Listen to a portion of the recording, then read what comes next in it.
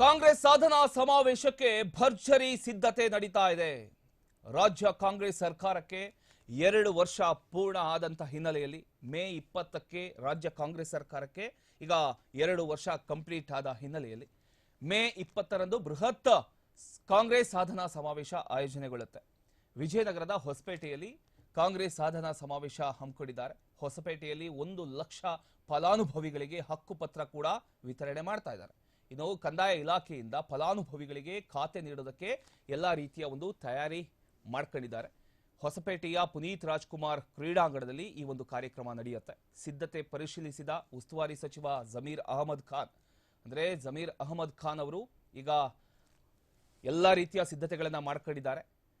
ಅದರ ಜೊತೆಗೆ ಅಲ್ಲಿನ ವ್ಯವಸ್ಥೆಗಳೇನಿದೆ ಅದನ್ನ ಪರಿಶೀಲನೆ ಕೂಡ ಮಾಡ್ತಾ ಇದ್ದಾರೆ. ಜಿಲ್ಲಾಧಿಕಾರಿ MS ದಿವಾಕರ್ ಅವರಿಂದ ಜಮೀರ್ ಅಹಮದ್ ಮಾಹಿತಿಯನ್ನ ಪಡೆದಿದ್ದಾರೆ.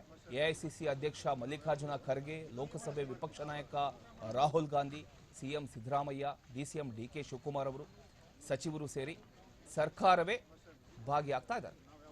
ಒಂದು ವಾರ ಹೊಸಪೇಟೆಯಲ್ಲಿ ಠಿಕಾಣಿ ಹೂಡಿರತಕ್ಕಂಥ ಸಚಿವ ಜಮೀರ್ ಅಹಮದ್ ಖಾನ್, ಸಚಿವ ಜಮೀರ್ಗೆ ಶಾಸಕರಾದ ನಾಗೇಂದ್ರ ಹಾಗೂ ಜಿಲ್ಲಾಧ್ಯಕ್ಷ ಸಿರಾಜ್ ಶೇಖ್ ಸಾಥನ್ನ ನೀಡಿದ್ದಾರೆ. ನೀವು ದೃಶ್ಯದಲ್ಲಿ ಗಮನಿಸ್ತಾ ಇರಬಹುದು.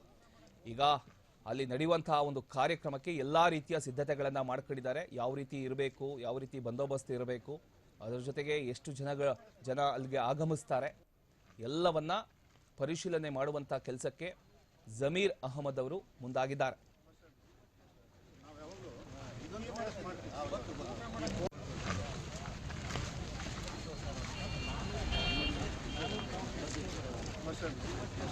ನಾವು ಯಾವಾಗಲೂ ಇದನ್ನು ಮಾಡ್ತೀವಿ.